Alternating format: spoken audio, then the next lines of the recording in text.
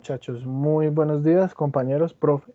Nosotros somos el grupo que está encargado de exponer el modelo de la teoría del aprendizaje biológico desde un autor muy importante, pues el cual es Humberto Maturana.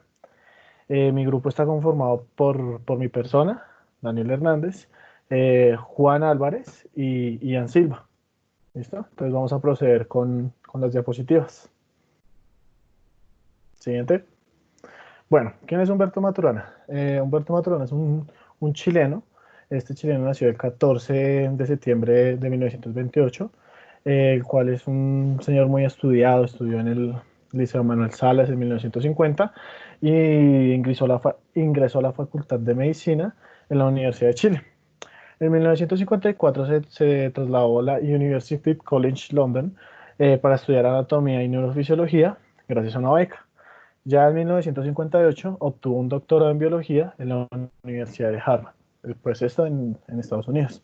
Él también tiene ahorita un premio nacional, el cual un jurado le otorgó pues por su distinción al trabajo de la investigación en las ciencias biológicas, más exactamente en el campo de la percepción visual en vertebrados y por sus planteamientos acerca de la teoría del conocimiento, con la cual estudia los temas de educación, comunicación y ecología.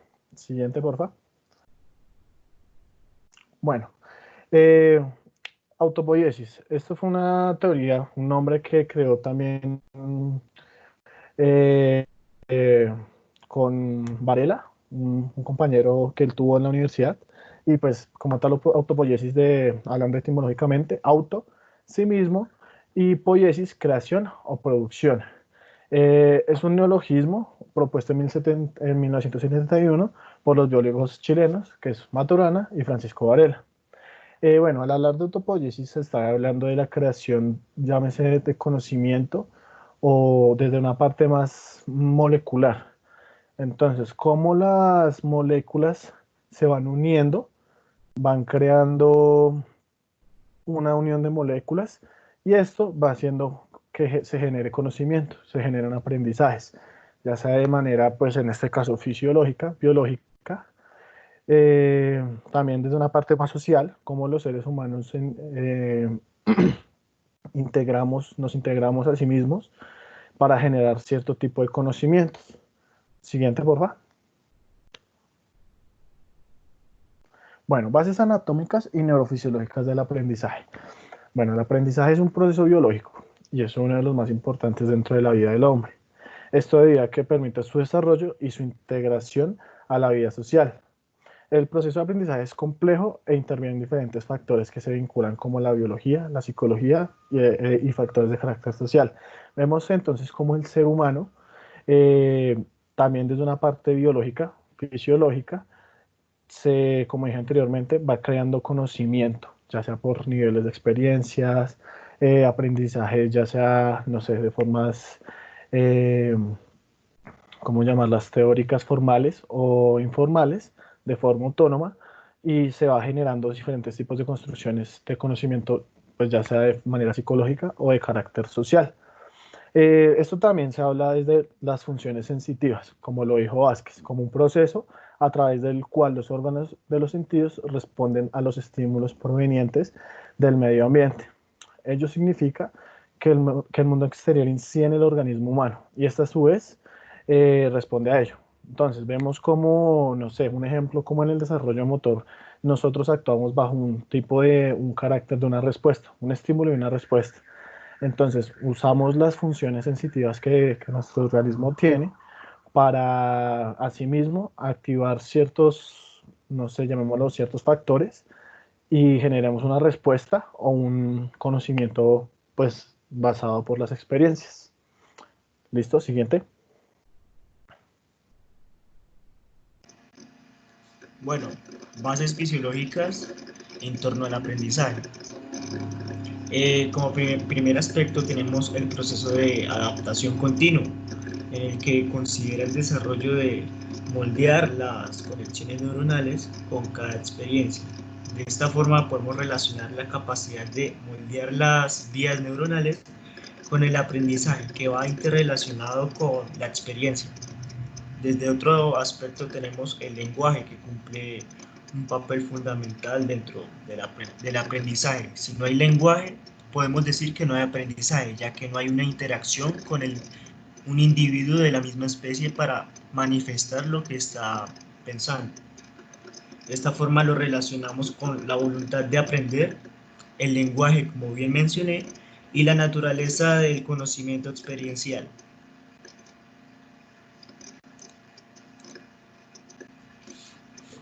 Bueno, elementos básicos de la teoría biológica del conocimiento. Como primer apartado tenemos que está relacionado con la evolución humana junto con el conocimiento, ya que dicho conocimiento afecta a una cultura o sociedad en específico. Como segundo apartado tenemos que eh, la autopoiesis, denominada como la autocreación, en el que se relaciona con la experiencia y el conocimiento, denominándolo así como la experiencia que tiene que generar su propia persona del conocimiento. O sea, ¿qué quiero decir acá? Que uno mismo tiene que generar el mismo conocimiento a partir también de la relación de, como bien mencionaban, de la autopoiesis.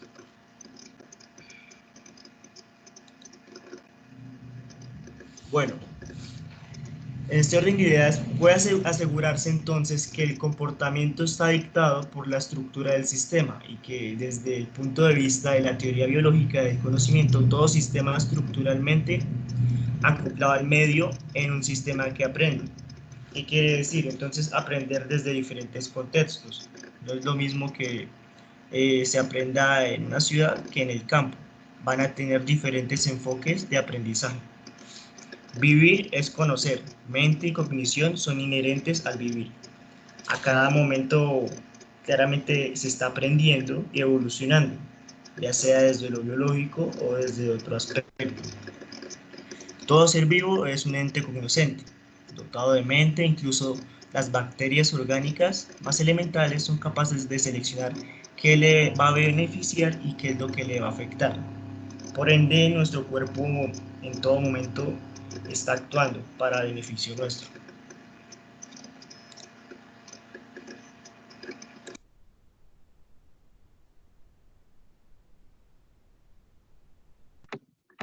Bueno, iniciando con esta parte, trataremos la teoría biológica del conocimiento desde la perspectiva de la conciencia. La conciencia se trabaja en dos perspectivas, la conciencia primaria y la conciencia secundaria. Pero pues vale aclarar que esto no es netamente de la teoría biológica del conocimiento, sino más de estudios psicológicos y estudios neuronales.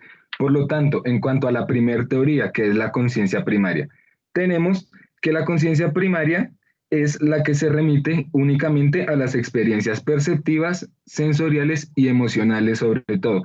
Y lo podemos ver en aves y mamíferos, que es lo que nos plantea el primer cuadro del costado izquierdo. En el segundo tipo de conocimiento, perdón, de conciencia, tenemos la denominada conciencia de orden superior. Entonces, esta implica un sentido de sí mismo de pensamiento y reflexión, una conciencia reflexiva, que trata desde otra perspectiva, desde la perspectiva desde ya un sistema cognitivo general del procesamiento de la información.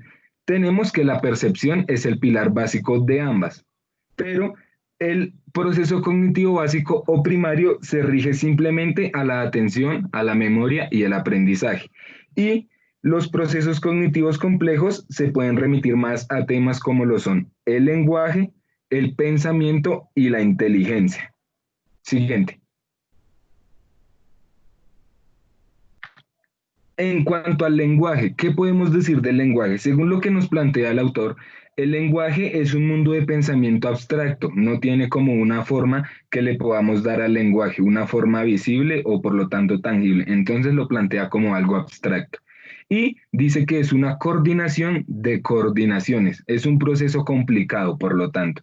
Y dice aparte de esto que no es una dimensión única y propia del ser humano, sino es una dimensión más espiritual, es algo que nos une a una gran cantidad de personas o por decirlo así, nos une a todos, lo que nos une a todos es el lenguaje. Entonces, hablando de la dimensión espiritual, sabemos que es una forma superior de la conciencia de sí mismos. de lo que estábamos hablando anteriormente. ¿Y qué relación tiene? Esta tiene una relación con la exaltación del sentimiento de sentirse vivo y en unidad con todo el universo. Eso es en cuanto al lenguaje.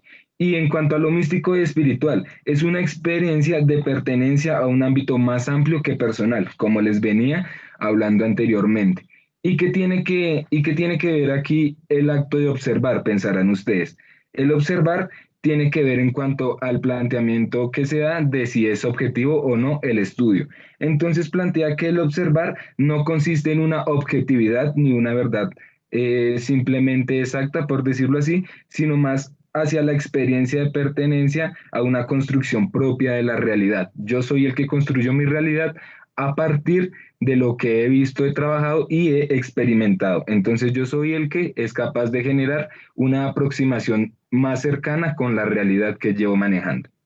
En cuanto a eso, tenemos que observar se puede dividir en dos formas. Observar en cuanto a la autoorganización y en cuanto a las experiencias. En cuanto a una autoorganización de qué? Una autoorganización interna de todo lo que me compone.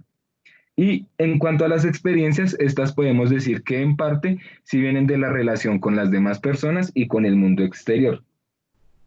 Entonces podemos decir que conocer es autorreferenciar, por lo tanto no es objetividad. ¿Por qué? Porque al hacer autorreferencias me estoy refiriendo a lo que he conocido a partir de mi experiencia y de mi sensibilidad acorde a la realidad. Por lo tanto, es subjetivo. Un ejemplo es los temas de decir, esta persona es minusválida, tiene discapacidad o deficiencia. ¿Por qué? Porque me estoy remitiendo a una reflexión, al observar y comparar el comportamiento de otras personas con lo que considero ventajoso o, no, o desventajoso. Entonces es una aproximación propia, porque para mí un minusválido puede ser una persona que tiene menos cualidades que yo, como para otra persona un minusválido es aquella persona que no puede cumplir las funciones básicas motoras. Entonces son apreciaciones completamente diferentes. Aquí cito a Maturana y Varela, los cuales son los autores más importantes de los cuales hemos venido hablando, y ellos dos dicen que todo lo dicho y que todo lo dicho y hecho es por un observador hacia otro observador. Entonces sabemos que al dialogar con otra persona, ambos tenemos el rol de observadores. Por lo tanto, las perspectivas sobre un tema van a ser diferentes, lo cual es lo que se nos está tratando de abordar en esta temática, la cual es tener la biología del amor, lo cual pues se les hablará un poquito más adelante. En cuanto a eso, podríamos decir también que interactuar con el medio, participo en la creación del mundo, porque hay que tener presente la relación mente-cuerpo y no separarlos en este aspecto. Por lo tanto, al ser yo un incursor y reflexionar sobre mi vida, sobre mi mundo y sobre la realidad, estoy construyendo tanto para el mundo real tangible, tanto como para el mundo interno de mis propias creaciones. Siguiente.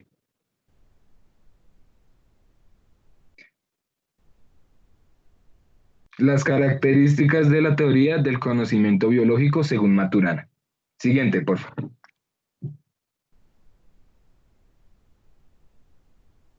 Como podemos ver al costado superior izquierdo tenemos el primer cuadrito por el que vamos a comenzar. Dice, la no creencia en el conocimiento objetivo, a partir de valorar a la cognición como un proceso biológico. La cognición es que el ser humano sea capaz de conocer por medio de la percepción, las experiencias y la subjetividad. Eso en cuanto a la cognición. Y a la no creencia en el conocimiento objetivo era lo que les venía hablando anteriormente. Al haber diferentes puntos de vista y un mundo interno y una subjetividad completamente presente en los diálogos que tenemos con las otras personas o catalogadas como observadores, la objetividad no es netamente cierta. ¿Por qué? Porque hay diferentes puntos de vista. Por esa parte, eso es lo que se plantea. En el medio podemos ver el siguiente cuadrito que dice la comprensión de la experiencia y la condición humana desde una ontología configurativa. Una ontología configurativa, ¿en qué sentido? Ontología, como lo podemos definir como el estudio del ser y todo lo que lo compone, y configurativa, pues que tiene el orden de ser configurada pues por nosotros mismos. Eso desde un estudio del ser y la configuración de este mismo. En el costado superior derecho dice la descripción del observador como un participante activo y configurativo en todo lo que observa. Es guiada a partir de la relación entre el observador y lo observado. Era lo que les venía hablando anteriormente. Somos observadores activos y la apreciación que tenemos acerca de cierta temática siempre va a ser diferente a la que tenga otra persona, inclusive sobre la misma temática. ¿Por qué? Porque la apreciación interna y la experiencia, la sensibilización y todo esto y todo este tipo de cosas son distintas a las que tenemos en común todos. En la parte inferior derecha dice, la consideración de que tanto el observador como la realidad observada no son entidades fácticas, objetivas y trascendentales, sino que emergen como descripciones de las experiencias del observador. Es algo más resumido de lo que les venía hablando.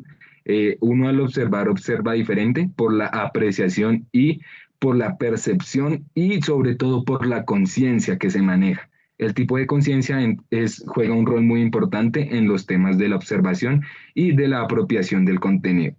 En la parte de la mitad de la diapositiva tenemos escrito la solución al problema de la suposición de que la mente tiene una localización en el cerebro y la separación de la mente y cuerpo. Esto es de lo que pues, se ha venido tratando a grosso modo, que es el tema de separar la mente del cuerpo y no verlos como un complemento uno del otro, sino como cosas totalmente distintas. Y es aquí donde recae el error, según Maturana. ¿Por qué? Porque lo ideal es combinar estas dos o mantenerlas presentes como un solo objetivo. Y que la mente no está localizada en el cerebro. La mente lo podemos decir que es el conjunto de capacidades intelectuales, lo cuales son la percepción, el pensamiento, la conciencia, la memoria, pero no están en el cerebro. Entonces están compuestas de estas, pero no están en el cerebro. En la parte inferior del cuadrito de la mitad tenemos que dice, la comprensión consistente, argumentada, coherente, armónica y no reduccionista ni determinista de que la mente es un proceso, una relación, una configuración que emerge en la dinámica relacional de los seres humanos con el entorno y entre estos, incluso en la relación con uno mismo. Entonces era lo que pues les trataba de resumir anteriormente, que es el paso de la apropiación de los contenidos y dejar de separar los contenidos uno del otro, porque eso es lo que se está tratando de buscar, es lo que se está tratando de buscar con estos ejemplos. En el siguiente cuadrito, en la parte inferior izquierda, tenemos que la mirada del conocimiento no como una representación de una realidad independiente o captación de información, sino como una acción efectiva, no simbólica, a partir de explicar y comprender el sistema nervioso como una red neuronal cerrada y antipoética. En cuanto a lo de la red de conocimiento, me voy a retomar a lo de conciencia, que se nos explica una parte de lo que es la experiencia consciente, que es como un paso más arriba de la conciencia, para que lo tengan claro. Y dice que esta es propia de sistemas más complejos, hace posibles más variantes del conocimiento. Y dice que solo están aquellos dotados de cerebro y sistema nervioso superior. Por lo tanto, la conciencia superior es algo que nos diferencia de los animales o de la conciencia simple o de la conciencia primaria. Entonces, por esa parte, lo de la red neuronal. Arriba de este cuadrito tenemos la propuesta de una nueva teoría del lenguaje y de la emocionalidad. Aquí en cuanto a lo del lenguaje me voy a remitir a una página de un ensayo realizado hace más o menos unos 3 años sobre la teoría y propiedades de la conciencia, del autor de González. Entonces dice que existe un sistema interno que soy el yo o los homeostáticos y el no yo, que son las señales del mundo, incluyendo la propiocepción. Hay una relación entre el tallo cerebral, el hipotálamo, los centros autónomos y eso en cuanto al sistema interno. Y en relación a las señales del mundo, el córtex primario y secundario, visual, auditivo y táctil. Esto más encaminado a la morfofisiología, fisiología y todos estos componentes. La relación que tienen es un bucle o pues un ciclo de reentrada que conecta la memoria especial con la categorización perceptiva. Y pues en cuanto a lo que les hablaba anteriormente, hay una correlación en el hipocampo, la amígdala y el septum. Esto en cuanto a las redes neuronales. ¿Para qué? Para una categorización conceptual hacia que la memoria, el valor categorial especial en los lóbulos frontal, temporal y parietal, en cuanto a la especificación un poco más morfofisiológica. Y Ya con eso que podremos continuar la parte de características. Siguiente diapositiva, por favor. Las conclusiones. Como conclusiones tenemos la primera, que dice, la mente es el bien más preciado del organismo humano, que basa su desarrollo en el continuo movimiento de miles de millones de neuronas que se interrelacionan en sistemas biológicos, buscando espontánea y activamente la construcción del conocimiento. Entonces, explicando esto, la mente no de catalogarse como una parte que se encuentra en el cerebro, porque la verdad no es así. Debemos catalogarla como el conjunto de capacidades intelectuales o cognitivas que nos permitimos como personas y catalogarlo como el bien más preciado del ser humano, porque es gracias a este que podemos comprender las cosas tal y como las comprendemos y no solo por encimita, para dejar esto un poco más claro. La segunda conclusión, en la etapa de progreso en la vida humana, que es la niñez, el proceso de aprendizaje se torna muy complejo.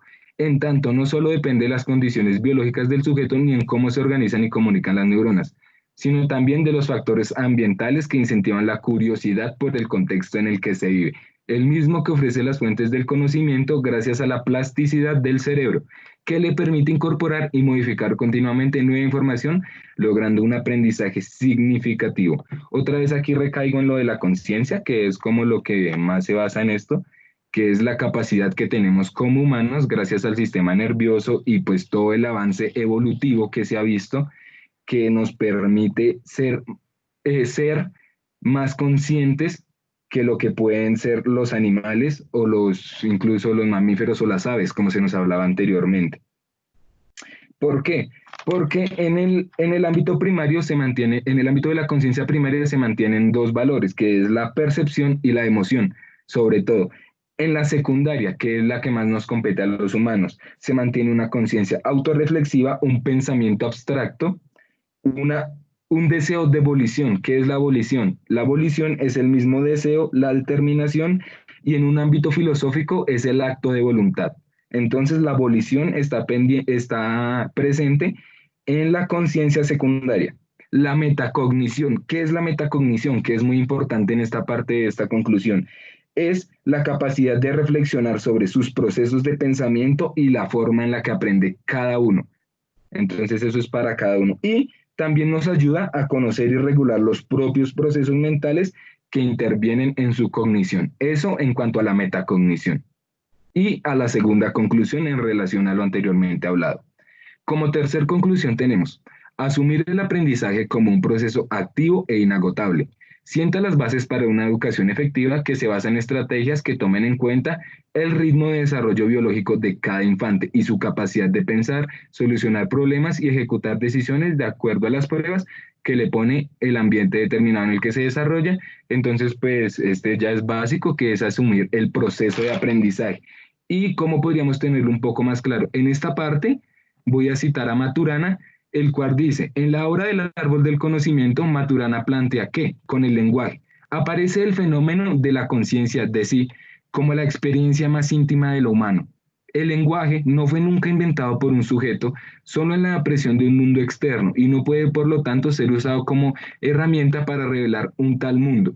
Nos realizamos en mutuo acoplamiento lingüístico, en mutuo acoplamiento lingüístico. La lengua nos une a todos, por decirlo así. No porque el lenguaje nos permita decir lo que somos, sino porque somos el lenguaje. Es un continuo ser en los mundos lingüísticos y semánticos que traemos a la mano con otros.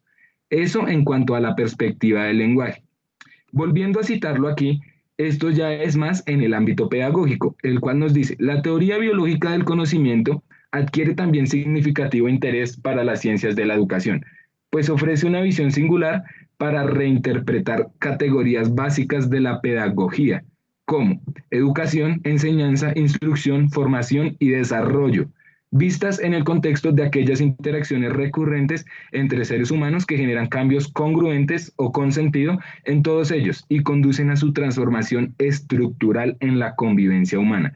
Porque no olvidemos lo principal que se busca con la biología del amor es promover un valor de respeto en las relaciones interpersonales y sociales.